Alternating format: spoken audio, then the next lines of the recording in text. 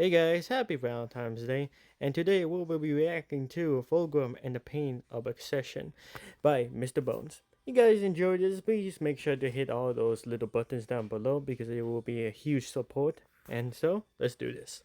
Hi, I'm Arthur, and this is part 2 in a 20-part series I'm doing What a start. covering deep dives into the personalities of all the Primarchs, with a few pit stops along the way. Do you need to have seen the other parts prior to this one?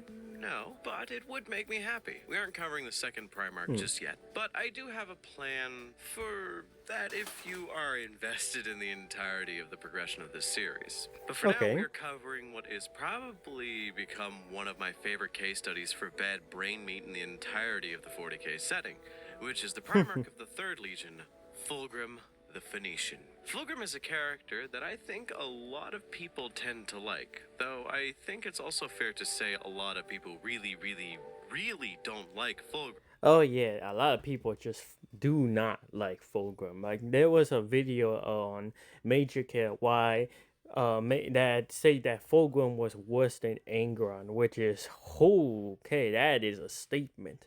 But yeah, everyone just do not like the guy. He's up there as one of the more divisive Primarchs of the 20, or 18, or 19, or 18 and a half? But yeah, Fulgrim is an Am I missing interesting something? What character, the one fuck? of vast beauty, but intense envy, jealousy, and incredible potential for both harm and good. With this video, you can tell by the title the tone I'm going to go for here, right? You can tell what Oh I'm yes, I going to think I know discuss and what he's gonna have tell, but generally put together the theories that I'm going let to him piece spit out. together. So, what really is important for me to cover before we Pause. actually get into my main theory here? I find a lot of the Primarch backstories are just set dressings to give you an idea of their identities and their issues. It, in some cases, is actually used as a means to show just how far they have fallen. But in some cases, for a few of the Primarchs, the backstory actually can serve a tangible purpose to show how they have developed as a person. Oh Fulgrim is one yes. of those individuals that encompasses all of these ideas as a whole. He, as a character, prior to the Great Crusade and him being reunited with his legion, is a very complicated character. So I'll hit the basic notes of his backstory before looping back to the point I want to make, which I eventually will make. So like all of his brothers, he was sent to some random, probably shithole planet, though unfortunately, he was sent to one of the bottom-ranked shithole planets named Chemos. Now, he wasn't initially supposed to be there, thanks Eldar god of meme and YouTube What the prankster. fuck? Chemos was a terrible planet to live on. To evoke some imagery that you could all probably find relatable to some degree, imagine an old mining town or a steel-producing blue-collar town where the mines dry up and the young laborers move away. The town slowly but surely dies, the foundries losing their product, making the town itself mostly useless to the people who live there. So take that concept and amplify it by a planet and you've got Chemos. It was work or Okay. die. They even considered killing Fulgrim rather than having him take up the resources they need to survive. They didn't. Adoptive parents did their best to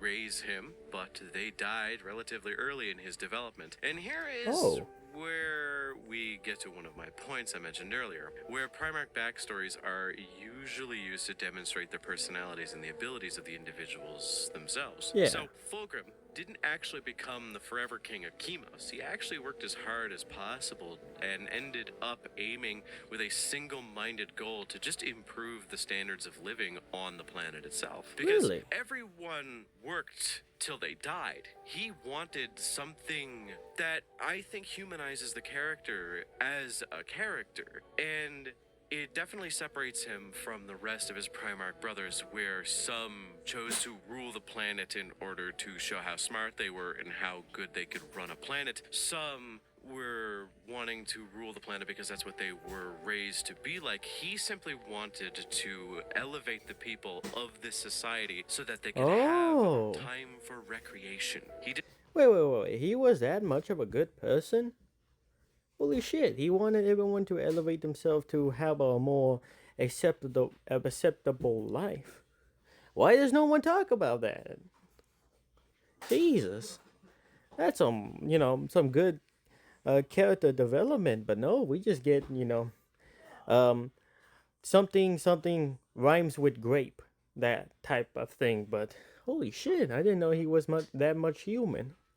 Didn't want to rule these people. He wanted to improve their lives, which I think is a very important note to make about his concerns as a person. Art, hobbies, just being able to do something that isn't work all day or die. So, Just with have a hobby. widespread Yeah, change to the world of chemos, that's it pretty cool. wasn't as much of a shithole as it was anymore. I could And we are imagine. I now mean, going just to skip improve ahead a bit everything. from him being on chemos with a few notable things that we need to tie up before we get to the end point of where I want to go before I make my major point. So, for one, it is canon, apparently, that Fulgrim has had wives before. He Really? is canonically a Primarch who has married. He just outlived every single one of his wives because Wait. Does that mean he has actual children, or did he wear protection? And also, does he like go at it all at once, or is it one at a time? I'm just saying. Yeah, like these questions should be answered, and I think Guna Goblin were able to, give out those answers. Primarch. But also, next point that I want to bring up is when he showed up to meet his legion, there was only about 300 members of the Emperor's children left, and they were decimated, destroyed to maybe a fraction of what they were due to a genetic issue that had cropped up for one of many different reasons, but, I digress. The Great What was Crusade the era issue? of Fulgrim is spotty to say the least, as it leads to the path that would eventually damn and doom the entirety of the Emperor's children. You all Oh, knew this it was one. coming. Lads Yeah. and ladesses. The The planet of Snake the OG. Lair. Yep. It is a planet What the that had been fuck? He previously looks like corrupted by the Frieza. pleasure god Slanesh, and it was the main god they worshipped. The Emperor's children ended up Looks like attacking Frieza and a murdering Predator every had a single baby. snake man they could find. And eventually they discovered a major fleshy temple where everything kind of felt like they were crawling inside of a big feller. Every person who Oh. entered that temple, as I say quite often, was damned from the start. And Oh, yeah, there was so not there much she is. else that you Whew. could do to prevent it. She's The a air hell of a was thick drug. with a purple-pink miasma that, even for Space Marines, acted as a pretty intense soporific. The biggest thing that occurred, and probably the best example of what I want to discuss in this video, is when Fulgrim grabbed a hold of the Lair Blade. From there, it was Yep, literally just that damn history thing. as to what happened. The sword itself was magnificent, as if instead of it being crafted from a blacksmith, it was grown to be perfect. The entity inhabiting the sword Okay. was a being of pure pleasure and excess, a keeper of secrets, and a greater Oh, demon shit. of Slanesh. While Fulgrim held the sword, he inevitably slowly started to lose his mind, his thoughts growing cloudy with that same kind of soporific effect while the voice whispered to him like it was his own internal monologue. The sword made him strong. It made him feel powerful, more perfect. It made him see the flaws in the world around him. Yeah, and just even lure gave him him the like a ability to fucking correct fish. a lot of them on his terms and gave him ideas on how to correct them so that he felt a bit of resolution when they were done. Literally making him drunk off the power and the satisfaction the weapon gave him, and made him even worse through his own arrogance. This is the point I want to make. Fulgrim has almost a beat-for-beat feeling to that of someone battling addiction. I don't Oh, think yeah, it's that's- out there to that point is this pretty out, as clear. I'm pretty sure it was most likely intentional to portray the character this way. But most people don't tend to acknowledge this. Most people could recognize it, but no one really analyzes the beat for beat of why it has the same steps. Like, I know we make jokes about the Emperor's children, that they're all like cocaine, super heroin addicts in the modern day, but the come up to that era is a very interesting study upon what it's like to lose a loved one. Yeah, that is true. Why has no one really, dissected more on how Fulgrim becoming to lose himself more and more, since it's like a metaphor for addiction. Everyone just he is introduced Fulgrim of the only information that everyone knows. They don't really go more in depth to it, which is really strange in my opinion, because like these guys are technically people, and I think it'd be cool to just go and more analyze them more, rather than just giving them a what I learned is a collective memory. Basically, everyone knows the basic, basically one-on-one style, rather than have more layers to it, which is I wish people should consider that. To addiction into something that you cannot stop. Many people complain that for someone so smart, why did he not notice the voices in his head? Well, that's the point. Yeah, that's Addiction right. and dependency can cause someone to act irrationally and not notice things that are clearly in front of them. And it's already been established that Slanesh has the ability to slow the mind's thought processes. And not only that, the emperor just kept everyone in the dark about chaos. No one knew what chaos was, and once they, what the first reaction was that chaos was some sort of alien, But once they fight them, and it become much more like unnatural. That's when people started to learn chaos. And I think that was also the downfall. I mean, there was like you can tell the many significant downfall for each Primarch. First of all, Big D being a piece of shit, the unknown and chaos, the like the leashes that they had to like go through. But yeah, they were just doomed from the beginning, in my opinion. I'm not sure about you, but I think by adding much more, more like I say, knowledge, perhaps they could, grab. Perhaps it could be avoided, but because of these, like these little dominoes, falling down, it just their fate was sealed. A demonette alone can corrupt a normal human, and hell, sometimes even just a slightly bigger demonette can corrupt a space marine. A keeper of secrets being at your side can slowly slow your mind's processes and remove that inhibition in your brain to think that something is wrong. So it makes complete sense for him not to have noticed the Basically, demon Fulgrim whispering in his thought head, he because he was could have just hearing thought it was his himself. own thought Yeah, processes. And maybe he didn't have that kind of monologue before, but again, Slanesh can alter your thoughts to make you think things that normally wouldn't, much like a lot of Zinch narcotic would be dependencies proud of out her. there. Now, I'm not trying to compare Slaanesh sword usage to that of any specific addiction, but it is something to take in mind. It's kind of similar to what I discussed in the Lion video, where everybody complained, why did Lion get the shield? He should have got the sword. And I'm like, it defeats the purpose of the arc they're trying to portray. Yeah, And the while I message. bring up the Lion, I will add a bit of an anecdote that I hate getting too personal. But I have had past friends and family who ended up battling with serious Oh addictions, and damn. I have lost some friends and family to dependencies on substances. I don't like to give out my personal information, Oh but shit. I used to live in a place where there was a serious painkiller addiction, specifically Oxycontin. And because of that painkiller distribution and that being the main Hey, Mr. Bone is very brave, sharing us this detail of his past life. But yeah, it just really shows that drugs and addiction can really tear down a family, and it doesn't have to be drugs. It can be like anything, a hobby, a like a game. Anything can be an addiction, and it could just crumble a family down bit by bit, like what's a word? What's a good describe? Like a crack in a wall. Like at first it's unnoticeable, but as the crack keeps growing and growing and growing, it just started to become noticeable, and people would try to stop it, but it's already too late.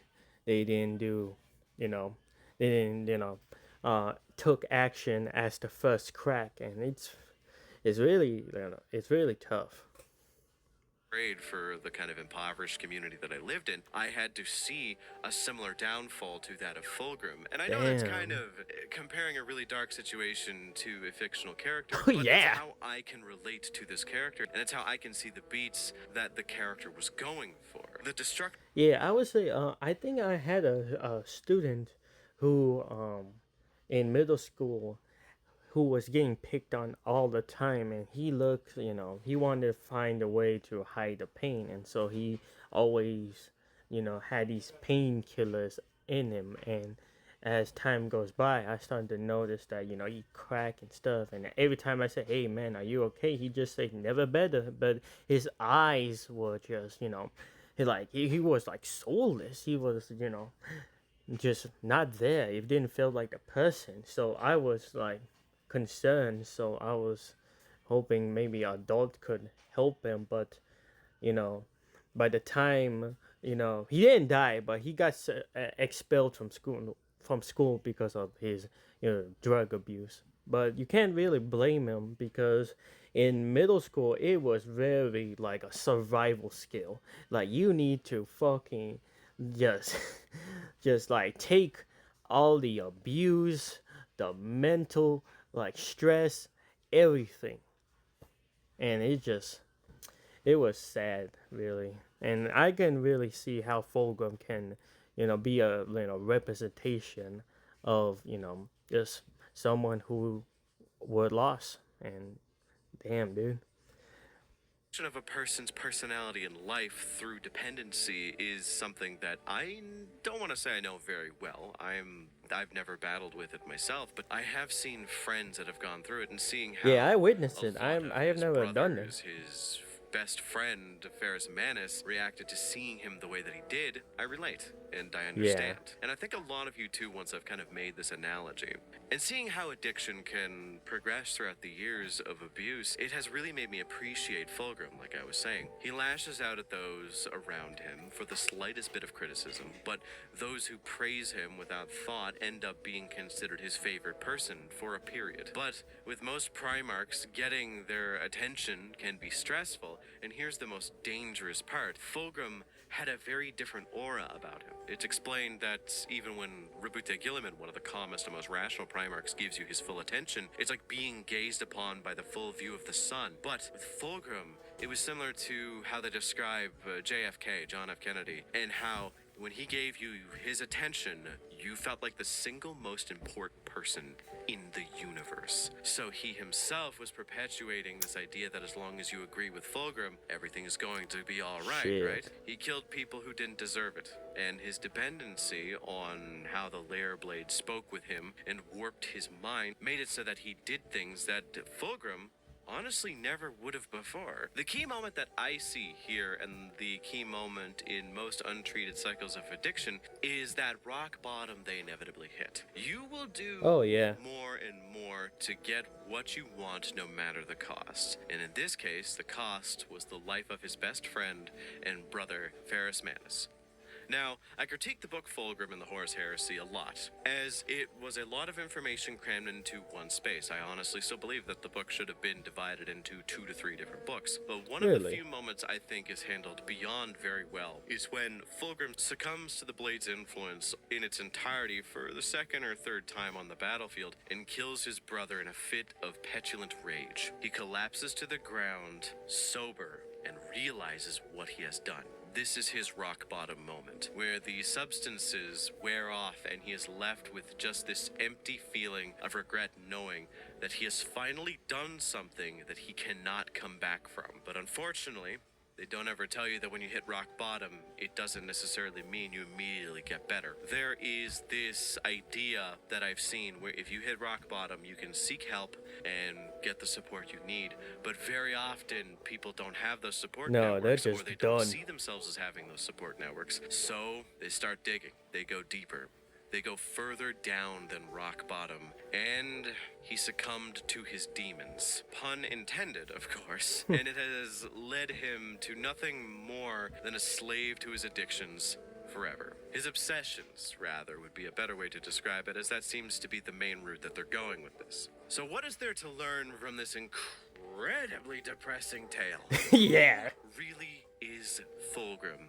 And what is the important aspect of this to note? Fulgrim is a complex character who is warped by the losses and indignity of the world around him. Oh, I often yes. feel that the most dangerous emotion that a person can feel is boredom. And Fulgrim is a case where when you mix someone who has lost hundreds of loved ones and grown numb to those around you, the simple inclusion of something different can cause a downward spiral that could destroy a star system. He's lost wives, he's lost parents at a young age. He showed up to an army 200 strong while his brothers had more than 1,000 times more than that. And he wanted to be more than he was. The only thing anchoring him was the fact that he finally had someone whom wouldn't die of old age before he did, and that was his Yeah. best friend and Ferris brother, Manus. Ferris Manus. So when you grow numb to the plights of others around you and the only person you have dies,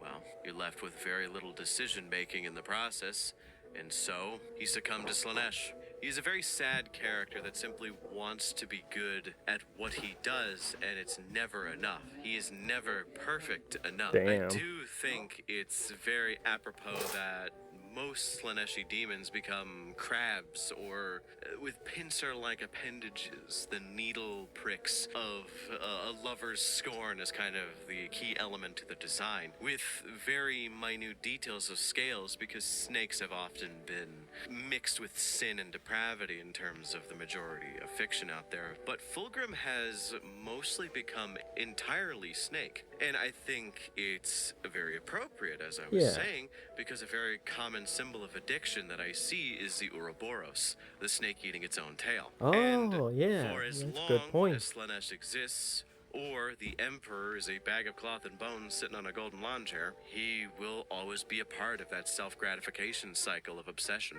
that ends in nothing more than stagnation, depravity, boredom, and seeking the next bit of pleasure. This video was incredibly depressing, and I think Whew, it's boy. important to cast aside It the was. jokes from time to time to talk about the serious aspects of the stories. So, what do you think about Fulgrim? Think he's interesting? Think I'm just being pretentious and overly pontificating over some weird snake man? Think I don't know what I'm talking about? Yeah, probably.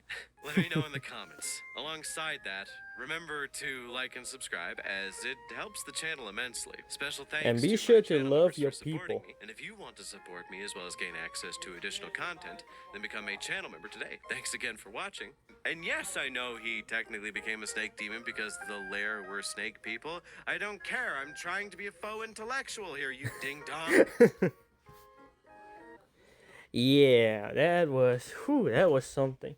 But yeah, he really makes a lot of good points. Fulgrim is the representation of people when we lost to addiction, and I think people should really, cover much more than Mr. Freaky Snake, Jeffrey Epstein / P Diddy, whatever the hell the internet thinks nowadays. But yeah, thanks for watching this video, and what a way to to do it in Valentine's Day. I hope you all doing a great day and time, and I hope that everyone be kind with your loved ones and be sure that you are there with them. Thank you so much, and I'll catch you in the next one.